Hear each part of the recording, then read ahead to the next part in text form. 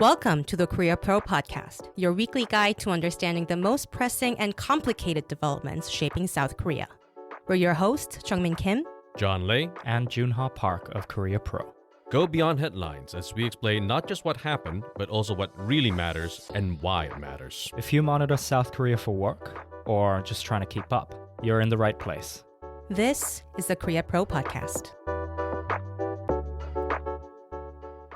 Hello, listeners, and welcome back to another episode of the Korea Pro Podcast. It is now April 30th, the last day of the month. It is now a little bit after 4 p.m., and we have got to start with domestic politics today. Right, there were a lot of court-related news this week. It feels like it's been a decade that we have been monitoring stuff like this, but let's still mention that the prosecutors are seeking further sentence regarding former President Yoon's case, and also there was a appellate court, the second. It was a ruling. Yeah, there was a ruling where the verdict was actually expanded, actually. Could you walk us through them? Right, so I'll start off with the prison sentence that was requested by the prosecutorial service for former President Yoon Suk Yeol over allegations that he ordered some drone incursions into North Korea in October 2024 to manufacture the security crisis as a pretext for his martial law in December that year. So they are seeking a 30-year prison sentence. And this is the second highest. So it was also said by the special prosecutors that the former defense minister Kim Keon Hee was also given a 25-year prison sentence for a request to the court, Right. where they were citing that he bypassed military command structures to send these unmanned drones across the border. This issue is also 일반 이적죄, right? Charges for benefiting the enemy. Yes. So, life sentence on top of that, 30 years. You know, all I'm thinking of right now is the meme from The Simpsons. Stop, he's already dead. But, don't stop. Exactly. But we will keep hearing about these at least, throughout this year, I think. And there was a ruling related to Kim Keon Hee as Right. well. So the former first lady, she has been sentenced to 4 years in prison in the appellate court. It does significantly expand her criminal liability in the stock manipulation and bribery case. Deutsche Motors case, Yes. right? So what was the main difference between the lower court and the higher court's decisions? So the Seoul High Court, they overturned key parts of the lower court's decision. They were recognizing her as this co-conspirator, not just an accessory in the Deutsche Motors stock manipulation scheme. The judges, Presidium, they found that she went beyond lending accounts. She was actively participating in price rigging trades and also agreeing to share 40% of profits. Right, and the second court said that the lower court's legal logic was flawed, basically. Right, and about the Chanel bags that she received in 2022, they were also tied to lobbying efforts and constituted illicit solicitation, according to the courts. Now let's slowly move to foreign affairs that are quite domestic a little bit as well. Let's start with Coupang. It sort of escalated again this week, it seems. Can you walk us through it? Okay, for context, I'm not going to walk through the entire saga, but what most happened recently was that there were several dozen Republican lawmakers who wrote an open letter, and they gave this letter to the South Korean ambassador to the U.S., Ambassador Kang Kyung-hwa, and for that reason, she came back to Korea. Now, technically, she did not say that was the reason, but everyone is assuming that was a reason. Now, that letter that the Republican lawmakers wrote, that was basically a complaint by the lawmakers about what they consider as an quote-unquote all-out South Korean government action against Coupang. The key phrase that they used was discrimination against an American company. And so that's what really got this ball rolling, because that eventually led to around 83, if I'm not mistaken, 83 to 88, depending on which coverage that we're looking at, South Korean lawmakers from both the ruling Democratic Party and minor opposition parties that are aligned with the DP, writing a letter in response to those Republican lawmakers saying that this was an infringement of South Korean domestic sovereignty. And I saw that Dr. Tara Oh on Twitter or X referring to these lawmakers as socialists that do not represent the entirety of South Korean citizens. I'm not sure if I agree with that. Well, Dr. Tara Oh thinks that anyone to the left of Genghis Khan is a socialist, so we can take that with a pinch of salt. Well, anyways, there was another headline. Maybe it's the same one, but weren't there like another letter or the same one that said Kim Bum-seok, the former CEO, should be protected? Yes. Now, Kim Bum-seok is a U.S. citizen. And for a long time, South Korean legislators have been demanding that Kim Bum-seok attends the National Assembly hearing for questioning. Now, he has not come back to Korea ever since the scandal broke last year. He has stayed in the United States. But what's been happening recently for the South Korean government is trying to amp up the pressure. Now, what happened recently was that the Fair Trade Commission, they designated Kim Bum-seok as the company's de facto controlling entity. Now, in the past, he wasn't considered that, and that's because of the way that the company is structured. Like, unlike, say, if you take Samsung, for example, you can see everyone in Lee Jae-young's family in some managerial role in one subsidiary or another. That wasn't the case with Coupang.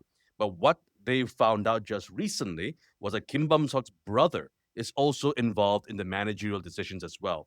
And because of this, they are saying that Kim Bum-seok is the controlling entity. Now, what that means is that Kim Bum-seok is going to have to, well, not Kim Bum-seok personally, but Coupang is going to have a lot more disclosure requirements that they'll have to meet. Mm.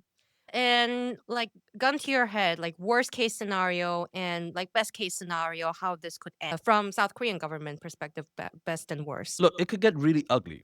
Now, if we look at just the public rhetoric of what both sides are saying, the Republicans are saying it's discrimination against an American company, and the South Korean lawmakers are saying that that this is an infringement of South Korean sovereignty.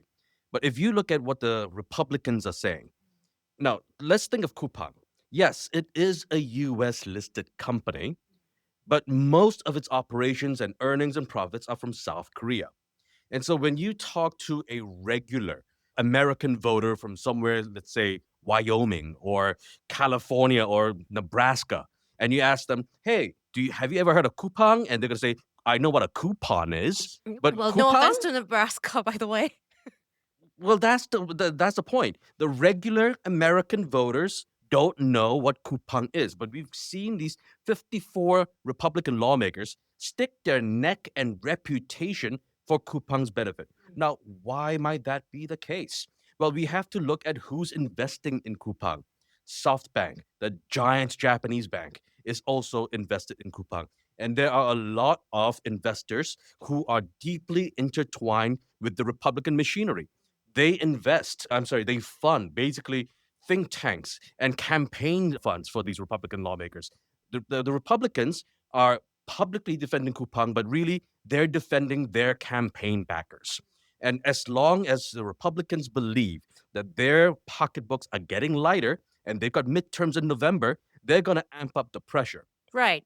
And like devil's advocate, that sounds like something quite reasonable for these Republican lawmakers to do if that's the case, honestly. But how does South Korean government see this? Well, if I were a South Korean government official, not a lawmaker, but someone in a ministry somewhere, I would personally take this with a pinch of salt. And that's because the midterms, as I just mentioned, are coming up in a few months. So context, political context. Political context. In a few months, a lot of these Republicans are either going to be out of a job or find that their powers are diminished. If you look at all the polls that are coming out of the United States, it's widely assumed that they're going to lose control of the House. Maybe they'll lose control of the Senate. We don't know about that. But the Republican wing, this MAGA wing, is losing power. So, yes, they're being loud, they're being obnoxious, and they're really breathing down South Korea's neck right now. But in 6 months' time, will they still even have the influence to be able to do this? Would they still matter? I'm not quite so sure. Then I guess that must be South Korean government POV sort of best case scenario. I guess it's sort of winding down slowly. If inevitably, not right now, but in 6 months' time, I'm willing to bet that the volume will get a little less heated. So I guess the best strategy for them is just to wait. That's South Korea's best strategy, I think. Yes. I see. Let's move on to non-US related matters. Let's talk about Canada a little bit. What's the latest with the submarine deal? All right, so Hanwha Aerospace has joined the club. So they are pledging to establish armored vehicle manufacturing in Canada, conditional offset tied to its bid for the country's submarine project. So we can see this sort of climb of centrality of industrial participation in these major defense procurements. So we saw talks of Hyundai Motors joining a couple of months ago within the full deal contingent. So the proposal, as it's been reported by CTV News, is contingent on selection of Hanwha's KSS-3 submarine and includes a partnership with the Automotive Parts Manufacturers Association to produce K9 self-propelled howitzers and other land systems domestically, like Chunmoos, the K-10 resupply vehicle, and Redbacks. South Korea is just laying out everything as much as possible. It's got to be about a month before Ottawa makes its final decision. Right. Well, while we're on the subject of defense industry, what's the latest with the KF-21? So they are considering delaying the full deployment of They, as in the South Korea. Koreans. They are delaying the full deployment of its indigenous KF-21 Borame by up to 4 years. So not primarily due to budget pressure, but more on the basis of prioritizing these defense exports. What are the countries that are the most interested in the purchases so far? Well, obviously, there's Indonesia, which was one of the defense co-production partners. But there are other countries that have also shown interest. I believe UAE. Poland and the UAE have shown interest as well. But 4 years, that's suddenly, maybe this was a long time coming. I'm not quite sure. But just a few months ago, they were talking about President Lee Jae-myung had a photo op in front of a KF-21 fighter jet and talking about indigenous designs and production. And all of a sudden, 4 years, apparently, that's how long the delay that is going to be if they do. Well, but isn't it about freeing up capacity for the exports? Right, for but that the also 4 comes with a years? catch because this military modernization drive that they're trying to go for the Right. OPCON project. Right, and then dial down on the number of Exactly. So when we conscriptions. see the state-of-the-art tools or state-of-the-art manufacturing of the KF-21 being focused only on defense exports rather than the domestic capacity of South Korea's Air Force, it does have a little bit of pushback from Air Force authorities saying that we need to prioritize military modernization in Korea at the same line and on the same pedestal as we are pushing for that global top 4 defense. So what you're basically saying is that after all these years, since 2022, when South Korea has been talking about how great exports are, we finally reached that point where we think we focus too much on exports at the cost of South Korea's own defense defense modernization. Okay. So it's like a trade-off, it seems, right now. And to be completely fair, like threat level did go down a little bit. So Indeed, maybe, yeah. but then maybe that's complacency. But I can see why they have decided that way. But still, I can also understand the pushback because it's a very important part of our South Korea's 3-axis system, which General Brunson touched on actually this week. Kill web, not kill chain, but kill web sounds like something very similar to what we heard a couple of months ago, I Yeah, think. I mean, South Korea is already trying to implement its own kill web within a system with trying to implement AI into its kill chain. What exactly is it though? Kill web. Kill web is effectively Spider-Man with missiles. Spider-Man, Spider-Man, doing whatever a spider can. What is it exactly? Yeah, so it is an evolution of the existing kill chain framework.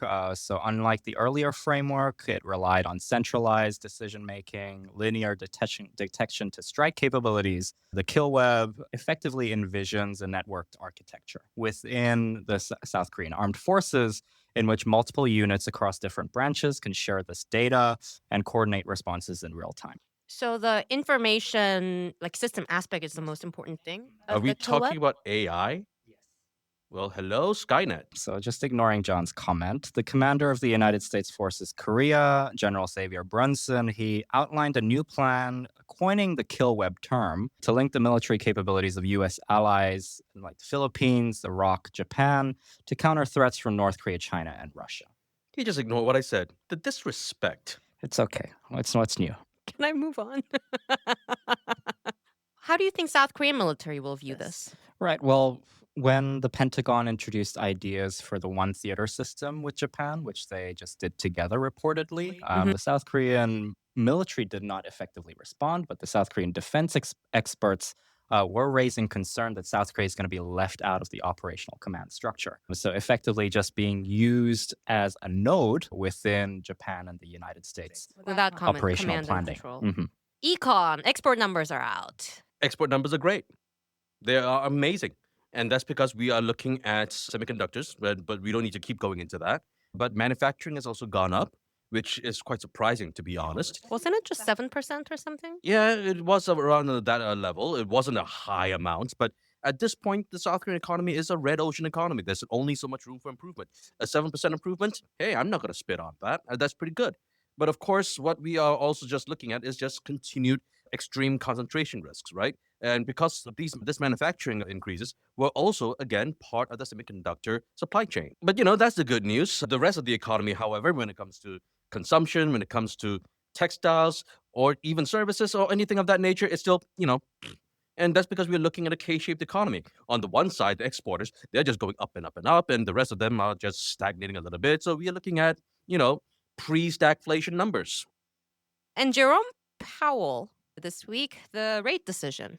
Oh, the FOMC, yeah, they decided that they're going to keep the interest rates at 3.5 to 3.75%. It's going to be unchanged. And I'm glad that you mentioned him by name. Yeah. Chairman Powell, his term is going to be ending pretty soon. And he is saying that he's going to stick with the Federal Reserve. He's going to still be a federal board member. And that's because he is deathly afraid that if he decides to leave the Federal Reserve, then Donald Trump will be able to appoint someone to actually replace him. And we've already seen a lot of opposition to the fiscal hawks, the monetary hawks at the Federal Reserve. Stephen Moran, who helped to run the economic vision at the White House, he's now at the Federal Reserve, and he's the one who's constantly saying that the Federal Reserve should cut interest rates. And so there's a lot of debate within the Federal Reserve right now. There are the doves like Stephen Moran, who wants to cut interest rates, and then there are people, centrists like Jerome Powell, who are saying that we should keep interest rates the way they are, but maybe hint that they could cut interest rates going forward. And then there are the hawks, who are saying we should keep interest rates the way they are and not even hint at any movement going forward. And so because of this three-way struggle in the Federal Reserve, the U.S. economy, which is facing very similar constraints as to the rest of the world right now, they are stuck, and which means that the BOK is also stuck. And so we are looking at a whole lot of stuck everywhere. But I must say, I do have massive personal respect for Jerome Powell, because if I were him, I would have just wanted to run away and not touch that portfolio ever again. But apparently he's staying. Jerome Powell, he was a Trump appointee. He got into the Federal Reserve chairmanship because Trump appointed him during the first term. But yeah, it turns out Donald Trump made a mistake and picked someone with actual principles. That was a good mistake, I guess. And week ahead, there are a bunch of indexes that are coming out because it's the first week of May. And by the time that you are listening to this podcast, it would be 노동절, Labor Day. The term changed this year in first time in over 60 years and made into public holiday for the first time in over 60 years as well. It sort of highlights the nature of labor rather than who are considered workers or not. But the indexes, what are the indexes that are coming out next week? The first thing that'll be coming out will be the April export data that will likely be coming out on the 1st of May. Now, I think that the export data will look actually quite positive, but again, it'll be very concentrated in the usual sectors. So would this be the first time that a month in full sort of data shows what kind of impact the Middle East crisis had? I suppose so, because the last one that came out was for the month of March, and that was already after the war began, but it was based on data that came out before the war. And so I guess this one will be the one that comes out that is fully after the war had happened. So yeah, it's going to be after the Iran war thing, but I think the numbers are still going to be looking good. Right. How about CPI though? Consumer price index, the consumer inflation, basically, that's got to be, and that's because it's going to be based on energy imports. The inflation that we're looking at is based on external and cost push inflation, with fuel prices going up, everything else going up. If the petrochemical industry is suffering, which is responsible for making practically everything, including up to garbage plastic bags, that will reflect in people's spending habits. You should be a rapper, John. That was so speedy. Show and me quick. the money. Show me the money. And Australian foreign minister is visiting Seoul, I believe. Yeah, so Seoul and Canberra, they're issued a joint energy resource security statement on April 30th. Today, Timely. Especially after the UAE. Yeah, very timely. Yeah. They are leaving OPEC, by the way. Not leaving. Well, actually, yeah. By the time you're listening to this, they would have already left. Yeah. So it's timely. You were saying, Jenna. So it's pretty much worth flagging for this podcast just because Australia is Korea's largest LNG supplier. Now. Yes. While Korea is also a major refined fuel supplier to Australia, vice versa. Hello, jet fuel. But anyway, if you want all of this information, this will be sent to your email inbox by Monday at 2 p.m. by the Week Ahead newsletter. So if you'd like to know more, please subscribe. Bye-bye. And that's a wrap. Thanks for tuning in. If you want to know more, sign up for our daily executive briefings. We'll brief you on all you need to know from the past 24 hours and why it matters, delivered to your inbox every morning. If you want to stay ahead of the curve, sign up for Korea Pro to get a full package of insights, from daily expert analysis to profiles, month in review, week ahead, and more. And until next time, I'm Jungmin Kim. I'm Junho Park. And I'm John Lee, and we'll see you next time on the Korea Pro Podcast.